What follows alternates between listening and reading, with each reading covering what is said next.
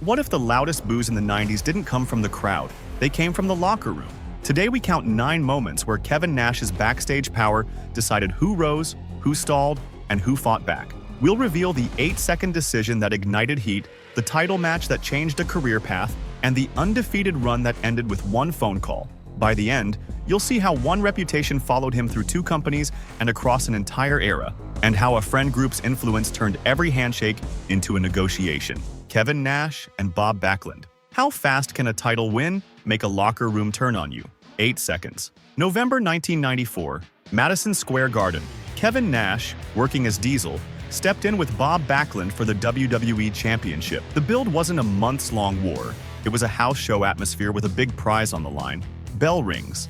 Backlund grabs, Diesel breaks free, lifts him, and plants him. 3 slaps, and it's over. The belt changes hands in the time it takes a ring announcer to get comfortable. Fans gasped because they were trained to expect a struggle when a world title was involved, especially with Backlund's name attached to it. Backlund wasn't just another opponent. He represented the technical, grinded-out style, a marathon champion from an earlier era. To the veterans, running through him that quickly felt like crossing out a chapter of history. The move read like a company statement. Out with the long, noble defenses, in with shock and speed. Backstage, you had a lot of guys who had shared cars and towns with Backlund. They respected the routines, the code, the old pacing. An 8-second squash looked like disrespect. And respect is the one thing guys cling to when payoffs and pushes shift around. The reaction wasn't quiet. Word spread that the finish rubbed people the wrong way. Agents heard it. Mid-carders repeated it in whispers. Jim Ross would later spell out why the heat got so strong. Veterans viewed it as flat-out disrespect to Backlund, a longtime champion and a symbol of traditional values. You didn't need to hear a meeting to understand the message. The new model valued headlines and moments over grind, and legacy announcers on TV framed Backlund as a legendary figure, which made the contrast hit even harder. You tell the audience he's a legend, then you blink and he's pinned. This wasn't random. It lined up with a broader pivot to rapid, attention-grabbing booking. Titles became tools for momentum bursts, not just the reward at the end of a long arc. For Nash, the upside was clear. He walked into TV as champion with a fresh aura, a cool factor presentation, and a top-of-the-card seat. The downside was heat that stuck overnight. He became the face of a changing era, and the guy many blamed for how that change landed. The finish symbolized a handoff from the old school to the new way of doing business, and that symbolism made instant enemies. Whispers followed him that power, not performance, greased the path. People pointed to who he rode with, who believed in him, and how quickly the belt moved. Fair or not, that's how narratives form backstage. One finish can plant a story that grows legs, especially when it looks like a statement on who and what the company respects. The mini payoff was stark. A champion was made in seconds, and so were the fault lines with veterans who felt the belt lost weight that night. The next test didn't come from speed, but from control. When a finish idea met a refusal, and the decision didn't go Nash's way. Bret Hart. The next chapter played out in steel, the cage and the call. Bret Hart at In Your House 6. What happens when a champion refuses your finish and the boss backs him? That was the question hanging over In Your House 6. On February 18, 1996, the WWE Championship hung above a steel frame, with Kevin Nash in the challenger spot against Bret Hart. The match had heat going in, a rematch feel, and a clear idea for how Nash wanted to close the show. Inside the cage, Nash reportedly pushed for the jackknife powerbomb as the exclamation point. He wanted the visual, a clear stamp in a match that already sold danger. Bret said no. He did not want to take the jackknife in the cage setting, citing the risk and presentation. In an era where stars fought for how they were framed, that refusal wasn't small. It forced a decision that would show everyone who held real authority on big nights. Vince McMahon sided with Bret. The planned finish changed Nash, who prided himself on laying out logical big man beats, got overruled on a pay-per-view main event. The bell-to-bell story still landed, but the exit beat was different than what the challenger wanted. In a locker room tuned to political signals, that read louder than any promo. It told the room where the line sat and who could redraw it.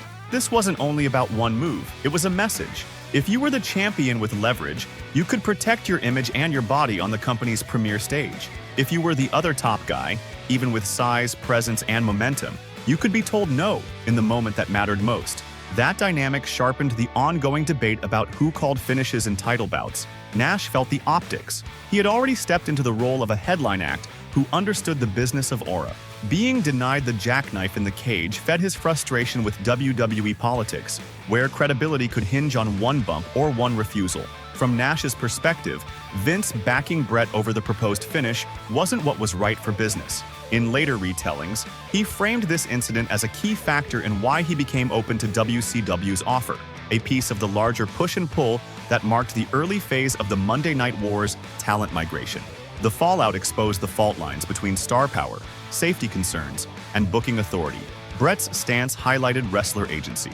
Vince's ruling underlined management's willingness to back a top champion's call. Nash's push for his finish highlighted a performer guarding his own currency. Each piece mattered because finishes were the currency that set value across the card. The mini payoff is simple. One finish that never happened nudged a major player toward the exit and reset how many read the room. And for others working their way up, it underlined a hard truth. When your push meets politics, momentum can flip with a single conversation. Brian Clark. Stalled momentum doesn't only hit main eventers. It hits the guys building something week by week, then watch it stop with one decision. Stalled momentum. Brian Clark's roadblocks. Brian Clark knew that feeling. In WWE, he came in as Adam Bomb, a powerhouse with a look that fit the era. He got reactions, he had a strong presence, but the ceiling felt low. The talk backstage said certain names could reroute your path without a long debate. Clark would later say the clique kept talent like him from climbing, and that the pattern followed him out of one company and straight into the next. When Clark left for WCW and rebuilt his wrath, it looked like he'd finally found the right gear. The streaks on TV piled up, the entrance hit, and the reactions grew louder each week. Clark believed influence, not ability, decided where he landed. He pointed at a circle of power and said it kept him and others in place, first in WWE and then again in WCW. In late 1998, Wrath's momentum peaked. He was winning on Nitro and Thunder, stacking short, explosive matches that made him look like a threat. The kind of win run that usually leads to a pay-per-view shot, or at least a featured program. Then, in one TV match, the climb stopped. Kevin Nash handed Wrath his first loss of that run, and the air went out of the room for Clark's push. The finish didn't just end a streak. It changed how agents and producers looked at Wrath the next day. A streak creates a promise. Break it without a follow-up, and the promise feels empty. Clark later voiced the mid-card's anger in blunt terms, publicly blasting the clique for holding down talented wrestlers and calling Nash a big lazy dumb who just wanted his belt. To Clark, that loss wasn't booked for the product. It was booked to protect a position. That's the kind of talk that spreads fast behind the scenes. Guys compare notes, look at the board, and decide who's safe and who isn't. The narrative around that room said certain stars protected their spots and their friends. Once that reputation sticks, every abrupt loss gets read as a move, not a result. Wrath's defeat became a talking point. He went from streaking to stuck, hovering in the middle without a new direction. The match logs from that period show fewer featured moments and a slide out of the hot lane he'd occupied all fall. For a talent whose look and style clicked with the audience, it felt like the same ceiling he'd hit as Adam Bomb, only bigger because the stage was hotter. One result can shake a wrestler's confidence. It can also change how bookers write your name on the format sheet. When you're streaking, agents pitch ideas around you. When the streak ends without a story, those pitches move to someone else, and your next match becomes a placeholder. Clark's case shows how momentum isn't just about wins. It's about what those wins promise for the next month's posters. The mini payoff is clear. A rising mid-card act met a wall built from perception and pull, and his climb stalled in real time. And he wasn't the only one pushing back. Another veteran chose to confront Nash directly when the in-ring plan went sideways and the night didn't end in the ring. Roddy Piper. When a legend goes off script, the conflict doesn't end at the bell. Mid-1997 on Nitro, a tag match paired Kevin Nash and Scott Hall against Roddy Piper and Ric Flair, and the flow went sideways. Piper reportedly veered from the agreed plan, taking the match into brawl territory and stretching spots that were supposed to stay tight. The bell rang, but no one in the back thought it was over. That kind of detour didn't just bruise egos, it challenged who held the steering wheel during WCW's hottest stretch. Backstage, the confrontation came fast. Accounts differ, which tells you how heated it got. Some say it was a shouting match that crossed into shoves. Others hint at a brief scuffle near the curtain with producers stepping in late. What's consistent is the core issue. Piper called out Nash's influence, saying the pull he held didn't help the product. And Nash fired back that going off script sabotaged the show they were paid to protect tempers flared, because both men believed they were guarding the business from different angles. Nash later claimed he handled Piper easily if it came down to a fight. But in later reflections, he also admitted he made the wrong call in how he handled it, saying, "I felt like a bully because his reputation was he was this badass. It was just a really bad decision on my behalf." Piper didn't accept the earlier framing. He questioned whether the power around Nash and the NWO bubble was good for the locker room or just good for those inside it. Their argument wasn't about one finish. It was about who got to decide the tone of the top angles during the boom, who could bend segments in their favor, and whose version of best for business counted in the truck. UCW's structure made this possible. Agents had looser grips, stars brought their own call sheets, and live TV rewarded confidence. With that freedom, real disputes spilled over. If a veteran thought a match needed a different beat, he might just take it. If a top act thought protection mattered most, he might shut that down. The system encouraged trial by fire. Piper's challenge targeted more than Nash's physical presence. It questioned the backstage political maneuvering that many felt was damaging the locker room atmosphere. Over the years, both men spoke about the incident in shoot settings. The timelines shift, the emphasis changes, and the edges get sanded. What stays is that they eventually reconciled and found a working peace. But reconciliation didn't erase the message the locker room heard that night. Finish protection was currency. Political moves were part of the match. And when two powerful voices clashed, everyone else took notes. The clash mirrored wider frustration up and down the card. Some acts delivered every week, yet felt their ceiling set by gatekeepers, not the crowd.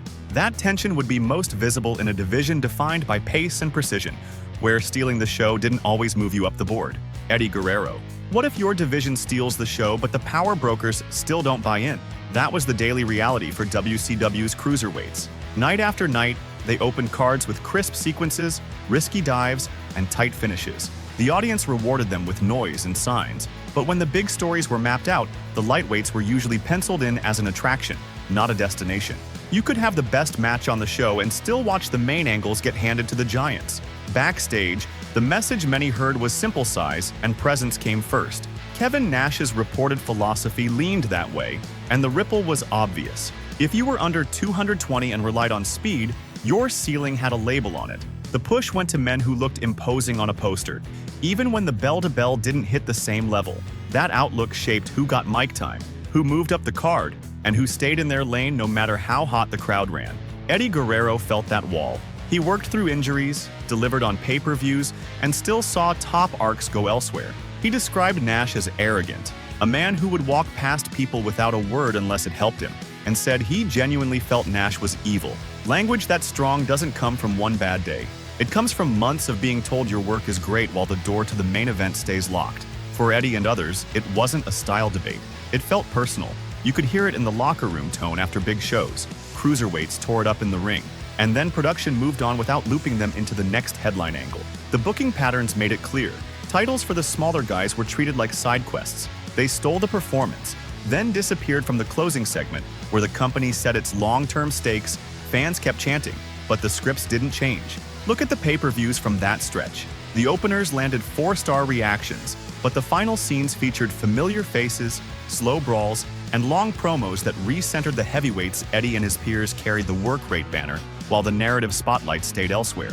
That split hardened the feeling that the gatekeepers, not the audience, decided the climb. Over time, wrestlers adjusted. Some added more character beats, some leaned into heel work, and some waited for contracts to expire. The ceiling didn't crack because the fans cooled off. It held because the decision-makers believed a certain look sold the product best on cable and in magazines. Nash became the face of that philosophy, fair or not, and every overlooked cruiserweight push got pinned to his outlook. A different kind of unstoppable force was next, and his rise would run headfirst into Nash's lane when the company needed a finish everyone could feel. Goldberg, one cattle prod, one pin, and an aura was gone. In late 1998, WCW held its hottest hand, Goldberg's undefeated streak. The runs sold tickets, moved merch, and gave Nitro a weekly spike the company could count on. Every entrance felt like an event. The streak wasn't just a number, it was a brand the company promoted across shows, ads, and pay-per-views. That value made the call at Starrcade feel bigger than a finish. It was a statement about who could steer the ship when stakes were highest. Starrcade 1998 brought the turn Scott Hall's cattle prod shock, Kevin Nash's pin, and a belt change that stunned an arena built to celebrate the juggernaut. The segment delivered a quick headline and a night of pop. From a business lens, the show closed with a talking point and a surprise. But the morning after, the questions hit. Fans had invested in a monster aura, and it vanished with outside interference that framed the loss as a swerve, not a clash. That distinction mattered because it shaped how the audience judged the company's priorities. Short-term, numbers looked strong. The buy rate held, and Nitro got the curiosity bump that comes after a shock. Over the next weeks, though, the mood changed. The finger poke of doom landed in early January, folding the belt back into an NWO beat and tying the streak's end to a run of choices that felt inside first. Viewers didn't just react to who held the title. They reacted to how the result was reached and how quickly the aura was traded for an angle. That's where the talk of self-serving booking found oxygen. Goldberg later spoke about how the end was handled and the fallout that followed, noting the momentum shift that came when the unbeatable image got shaved down to a segment. In the ratings, you could see the pattern: spikes on big angles, then gradual erosion as trust cooled. The audience still showed up for confrontations, but the investment in a long chase dipped when payoffs reset into skits and swerves. By spring, the belt felt like a prop for reunions and standoffs, not the prize a phenomenon had made it. Inside the locker room, the perception hardened. If influence could bend the finish that ended a franchise streak, it could bend anything. The decision read as power protecting power, even if the intent was to set up the next chapter. That's the risk when booking sway becomes part of the story fans are tracking. The streak's end turned into a case study passed around in production rooms. One call that chills a movement more than a clean defeat would have. These choices fed the larger conversation about who held the pen and how that legacy stretched across two companies. Nash's booking and the Kliq legacy.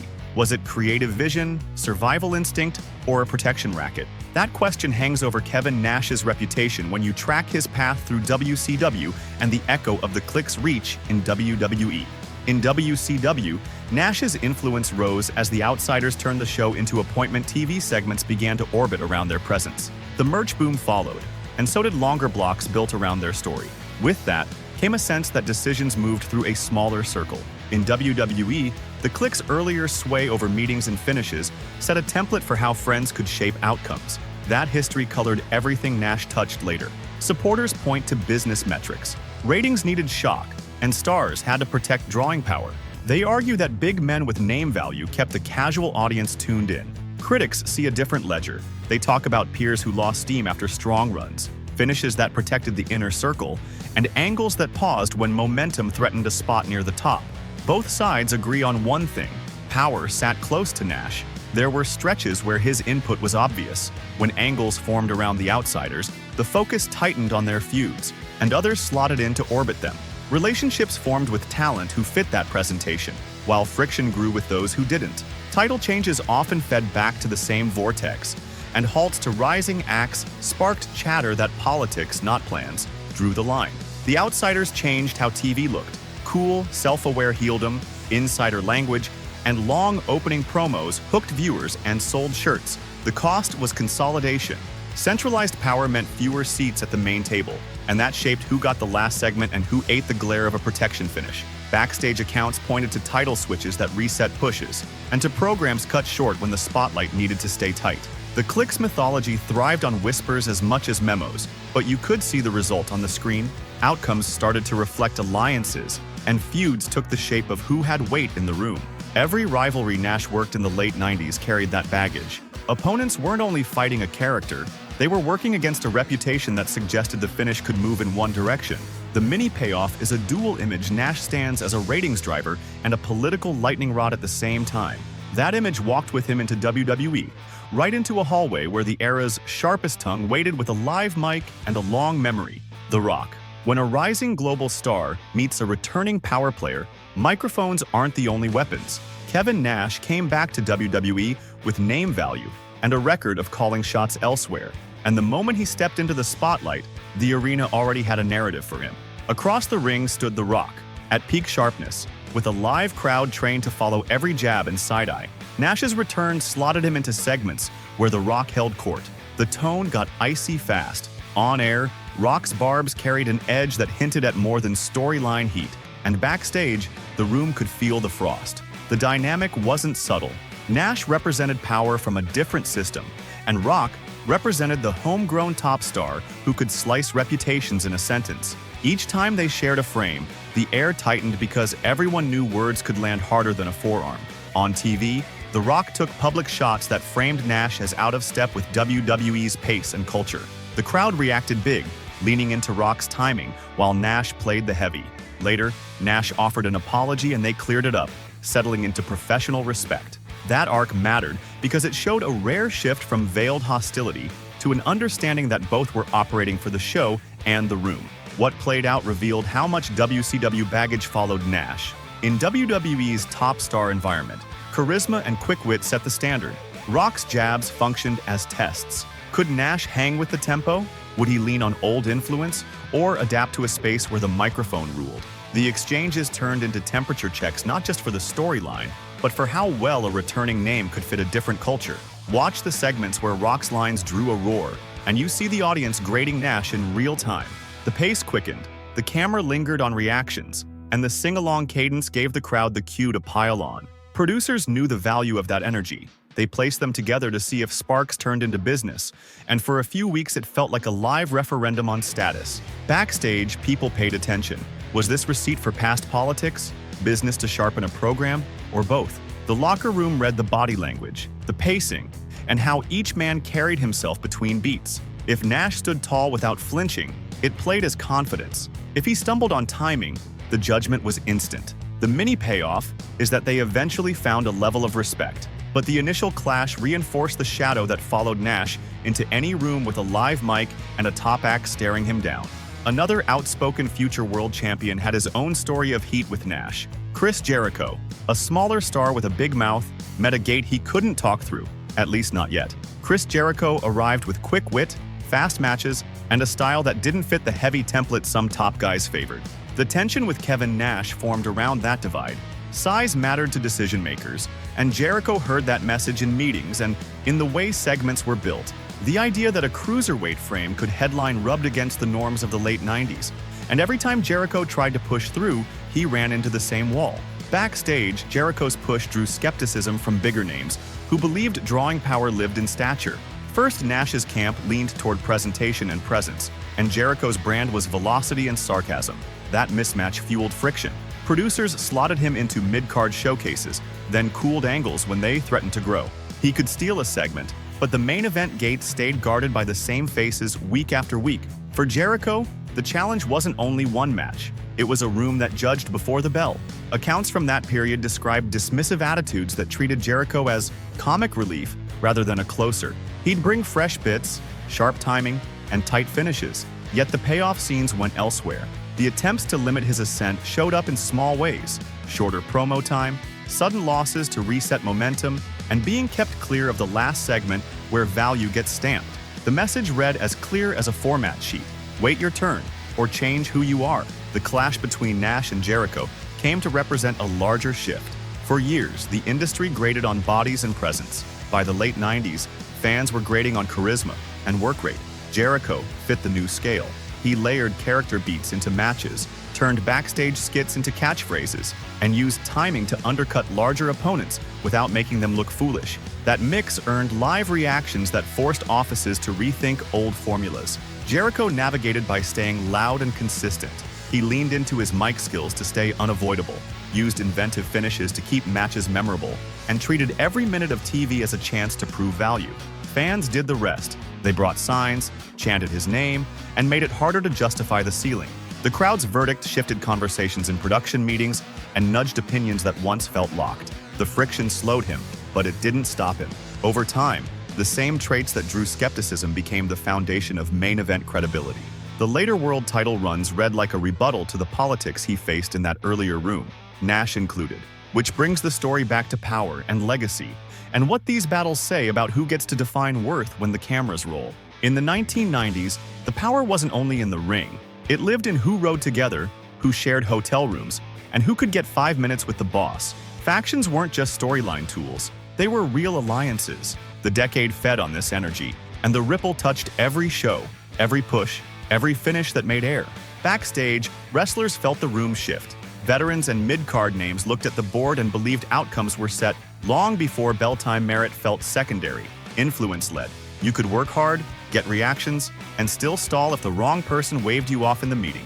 That belief didn't form overnight. It grew match by match, week by week, as certain doors opened fast for a handful while others stayed closed. Kevin Nash found his spot in that climate. As Diesel in WWF, he was tall, cool, and marketable, and that mattered when the company hunted for crossover appeal. His circle was tight. Shawn Michaels, Scott Hall, Triple H, and Sean Waltman. They traveled together, traded ideas, and watched each other's backs. In a business built on trust and politics, that kind of unity meant leverage. Decisions that once felt distant started feeling reachable if they aligned with the group's outlook. Their access to Vince McMahon made waves. Meetings turned friendlier, pitches landed, and timing broke their way.